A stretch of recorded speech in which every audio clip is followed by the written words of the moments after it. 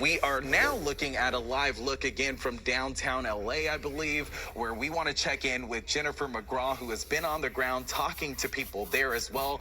Jen, what can you tell us now?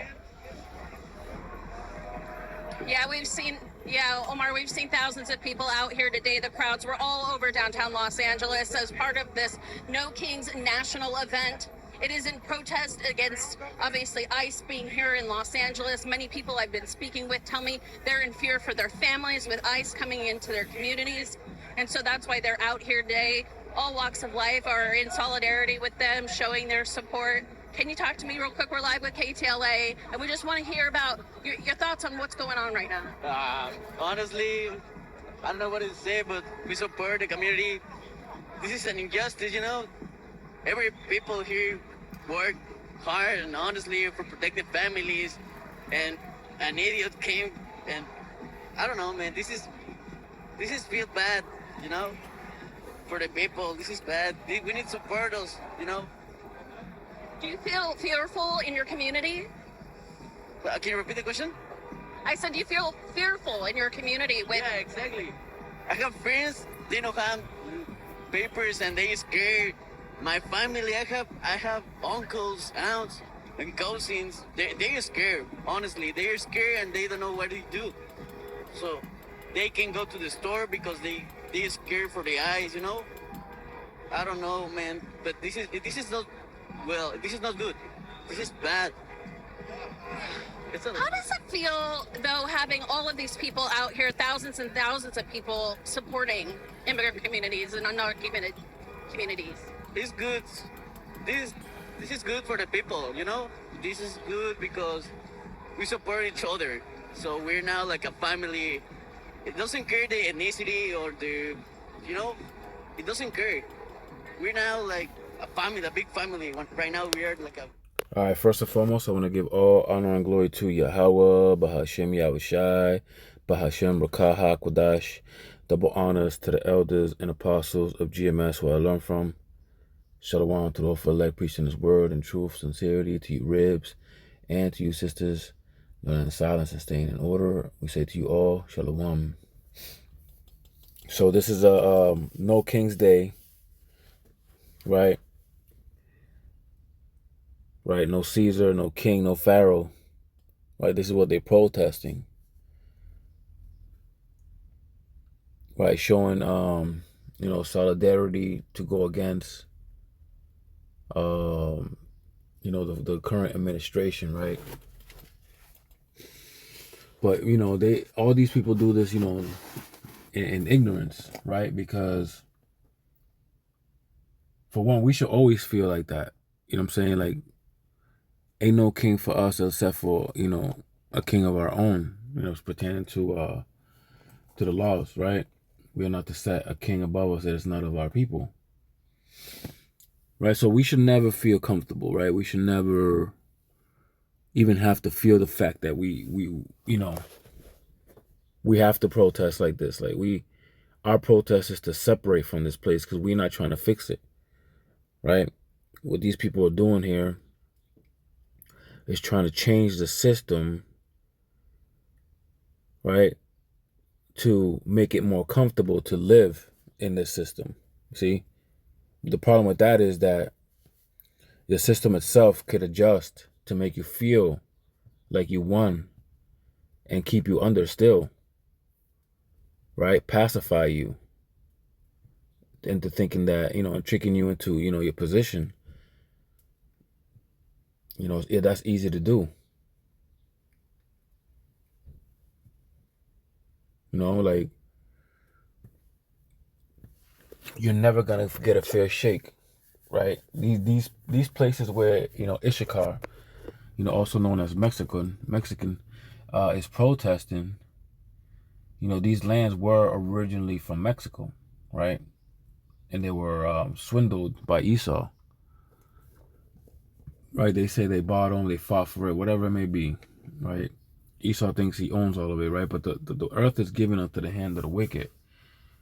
So really, technically, we're supposed to, you know, endure these hardships with long suffering, right? Until Hamashiach Yahawashi, who the world ignorantly calls Jesus.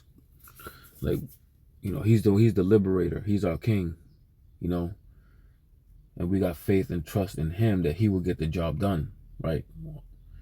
Without a shadow of a doubt. Like, this is what we are hoping for, is the end of our captivity, right? They say that one man's trash is another man's treasure. Well, one man's heaven is another man's hell.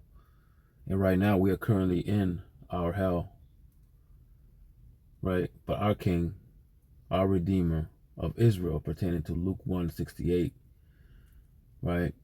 It's Hamashiach Yahawashi, man. He's gonna have the victory over these kings, right? Currently, Trampito, aka Nero, right? This power-hungry tyrant who now became a small hatter,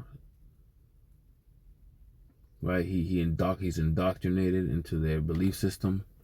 He's a small hatter now by faith, if it ever could be one, right? They're all the same tribe, right? But at the end of the day, all this immigration, Biden brought him in, Trump took him out. It just seems like Biden brought him in by order of small hats so that Trump can extremely get rid of them,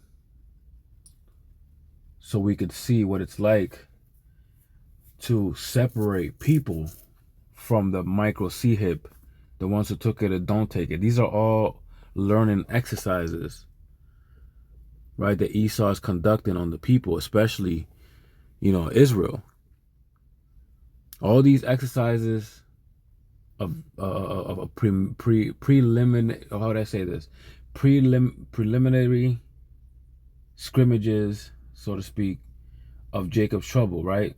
These are exercises, right, that Yahweh Ba'Shem Yahawashi put the spirit on these demons to do, to get ready and to exercise and, perfectly execute what to do in Jacob's trouble, man.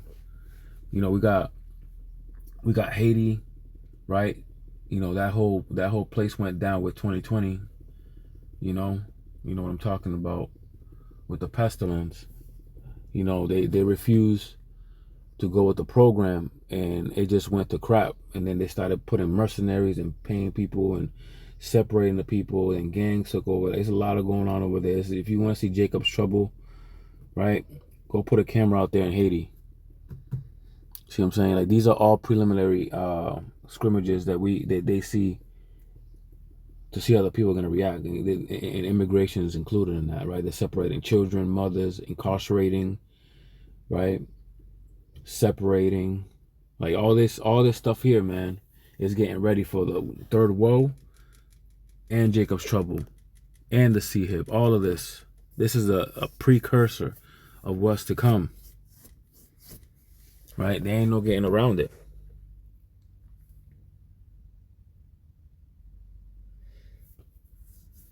Everybody here in this marching is fighting to be comfortable here and not be bothered here. But this is not your rest. This is not the land of our rest, man.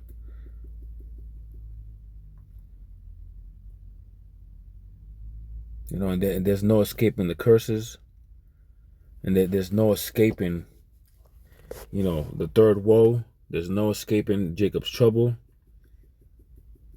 right? But only of the elect. It's gonna scarcely be saved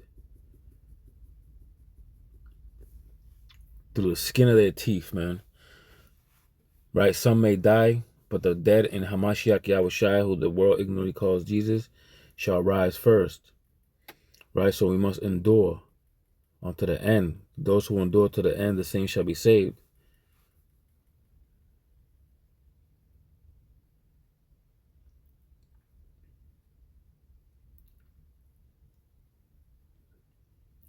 This is a way of dividing and conquering, because what's to come, right? If all the peoples in the U.S. would unite,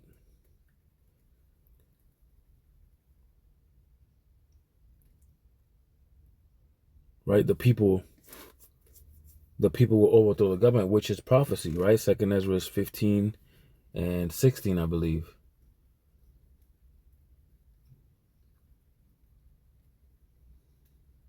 Or is it 16:15? Right, where the people shall overthrow the government, right, and their power shall stand in their hand. Right, that's gonna happen. Right, and this is what Esau's trying to avoid. So this is why he's trying his best to separate. You know what I'm saying? This is why we get differences of, let's say, a difference in, let's say, temperatures. People say, right, like when somebody's acting away, right, we checking people's temperatures. We seeing how it's, you know, how he's moving, or you know how he might react, right? So this is why we have a Democratic Party, right, change the temperature, right? Then we got a Republican to go in the exact opposite to balance it out. But then still, with these two sides, you're still creating division at the same time. So it's like a unrighteous balance. They're playing with people's emotions, man. You know, that's if you're entangled in this place, right? If you put all your trust and faith in this place, you're gonna be swindled either way, man. But when you separate mentally, right? That's why the scriptures say that, you know, the truth shall set you free, right? Because you're not gonna be worried about the left, the right, you know, this policy, that policy, you know, the laws of the land's going this, the politicals is that. Nah, man, we're free from all that, right? I have no cares of what happens to this place. I'm literally free, right? To Hamashiach Yahawashi, we would have the peace, right? Because first comes the freedom of the mind, then comes the peace of the body when you get the new body, right? Lord willing, we have that number, that we shall, you know, be taken up first and changed first, and not have to die and go through that fire, right, to be purified and come back. So, you know, that's the goal. But anyways, man, I pray this lesson was edifying. I want to give all honor and glory to Yahweh, Bahashem Yahawashi, Bahasham Rukaha Kodash. Double honors to the elders and apostles of GMS who I learned from. Shalom to the hopeful elect, preaching his word in truth, sincerity. To you brothers, to you sisters out there, learning in silence and staying in order, I say to you all, Shalom.